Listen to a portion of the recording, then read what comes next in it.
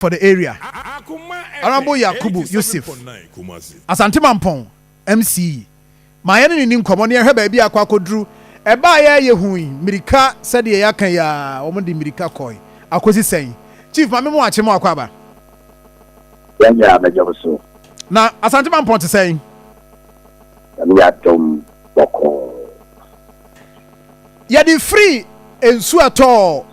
And no, that was on Monday. Emma, it was Sunday and a June in Sonotoya, the Remu Monday. Emma, Quaya, a connected Father Santiman Pone, a dra, a quanimutem, you know. Mammy Musa, I was saying, a Diana Mona, what to say. Yo, let that be share what you're feeling. Yadom, I've been a year and a million enough for. Na will be na will be aba na wouldn't dry year once a father can say that your name ya me adoma next week ya na to pona banasa more ya very friends last market into last market na now more kwa sabe no ekoba into na adwini yi pa to quickly have much and I'm young into na me mobilize the men ya ko so na what as an alternative means bia ye betima ma wa mofo no etima cross na omako the machines no boy luckily all contractor now more award man somewhere 2024 no now what they have work sack about the book is zona no now I diversion and you use some won't be at the failure it should be to me from actually alcohol yeah the available guma to accommodate them to get me up from I don't know yeah they supposed to be a good top with that engineers or more on the highway engineers or more municipality or any the roads engineers actually it wasn't easy that the mayor don't about to make a temporary road at the ama na nika sam so ne say no at the ana Yakapa regional minister aboaye or reach out to the road minister our mama contractor no na contractors no ba on regional highway engineer and then the deputy and then pending for but municipal highway engineer to no abaye ni na ko na yakocha contractor no contractor so as yamia to ma efre ocha ko but the machines ababa na wetin about the share jumadina ni tansan so the say and day ya sebe na osebo nso ye third one so and then pending for ese the do mo na yen ko na mo ko havoc across mo but chief yes ni but the point is that adie yan hu say ebesi because I remember say last year there was a poster minister here March 2025 our can say the attention has been drawn to this development and say sa area no bugum nti highway for ne so what happened at the end see ya they bedru have na here can roads and highways na nanimo ko head the havoc any ade efri hin na bedru hey I mean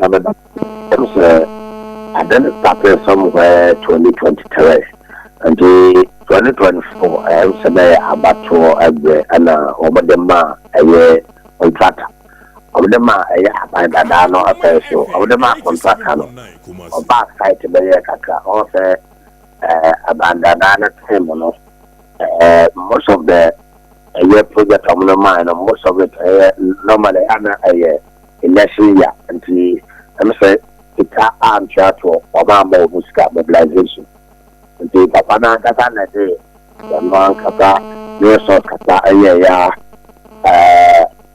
I'm say yes we ba mo na ohia sika kata that I so ana mano eno ana delay project na ba dem say ana no mo terminate contract in influence and job terminate contract influence and be dey say obetimi example from contractor A to contractor B and the nine ngame or fan bobo to them there is ama was a exactly measure the take anything a new contractor a be abasolo.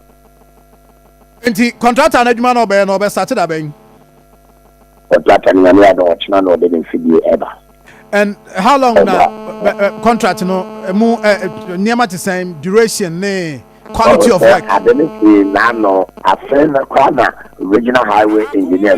Woman also message master.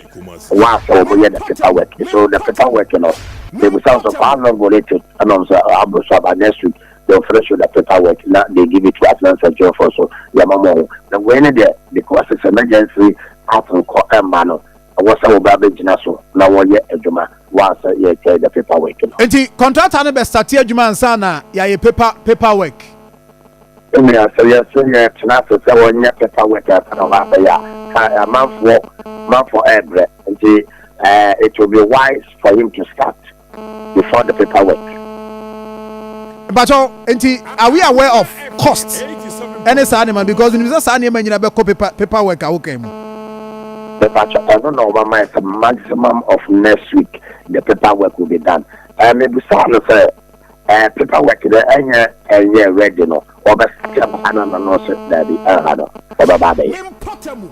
if you not Intimato contractor be na age san hye atomu contractor no the your friend of Mr. Yusuf that the name of the company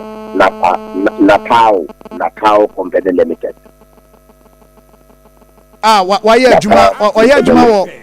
wo kwa no so pen na of one area or how yeah juma but I think because of when will break it no.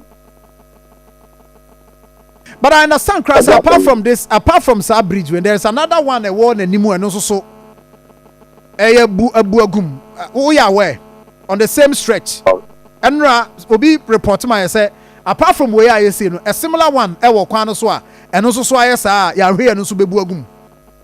Well, I've heard a similar one, but I know the name in pressure, so I might not be able to speak to it. Almost a farm so area, I don't know a area, but I wish you saw me with a plan so area hard and so the baby a could have an Eddie suicided to a geographical Tanasi and the highway engineer for the now moment and also so almost any money also or more about now better. What is the arrangement? But what is the arrangement? A bear affected commuters or more and I'm quite so. What is the arrangement? Maybe for now, dear, cast a call a back, the empire is a member so and some talkers let us now. Some boy in Sudia, baby Adri and Empire Bossamo, chief. Baby Adri, yeah, hang out upon too much. Where see the commander say on season Soto. Wow, Hono, Obi Pebidia, a cabbage. I would run it him where quite so. Kofi ase kwan so amanfo do nyado ho mo pensuo de ado nyado wo se ye bom pai se mensuo nto chief Dadio don't misquote me see isuka fiese no ye mom pai se animu ya kanya ya kafiese ensure de tabe kwa me no kata me ku ni no ta ja ta mensuo nto mensuo ne de bibia etobru so so I think we started this year. I so it's as a people. When you super power and the anything about maker. When you say members all the worker about me because system no muna na mu I mean more engineers say wo ho a den almost so hu bibi o catch a highway for not timely ya hu de ebetima I mean you are failing crofo you are failing because now no I was told to say ja egui Baby, Milia, will be of a for Sataso as well as 5:15. I was there. But a Janu and Master the Uncle for person who say Janu by Papa, Milia, large market a Janu by who is a Bob and 30 to 11. May be a quite And there was alternative route. Alternative route in the over that so could see at any medical. No one for no potato regulation, no potato to Chodumasi, no potato drug, but there for a farm. So good one now. But between a harness and Kofaha, distance in your pet. Wow, Delay and it's animal. And your pet. A natural disaster. Natural disaster. Something unpredicted. You understand? Yes, anyway. No. Anyway, something could have been done earlier. Yes, I'm not disputing that fact. But natural disaster, once we are human beings, there is nothing, or we cannot say that it can't happen. It's bound to happen. And for now, we mean the duration, say, or the 1 month, or be covered. We are sana, why quota. Now, inside all contract wababa yɛ comment diversion comment ɛda hɔ akyɛ wayɛ baako ɛda hɔ eti new one ni ɔno sɛ wɔba abɛfili hɔ na diversion cars n'afa hɔ afɔ de no wɔyɛ baabi a ɛbiri eti wei no old one ɛbi ka yɛ diversion comment ɛwɔ ɛma adwuma no ɛnyɛ den. Okay, so now we cannot talk about cost, duration, any the aka because paperwork no. Afe and all right. Yes, please. Yes, Chief, yeah, that's it. I know. I've never acquired the Sunday HM any long first. Any two more baby Mampo Goddess from Mampo to Kumasi. Among quarter, year more to from 20 cities to 25 cities. A future, young man, let it be official communicate from Transfer Ministry. If you have resisted that. Because of that, you are almost on the edge. Almost at the side. Other 2 years, almost no more. There are 5 years and a month. 2 years and a year. 3 years and a year.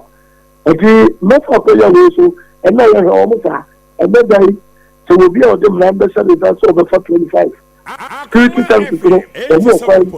Our more about to before prayer also, the they should go back to the old first. Right. Emrano mo mufanya adwuma ya da say thank you. Ebusafo ma mi ntwa mo homra na ye ntwa so e ba yi sie. Obi elections na wo kɔ no.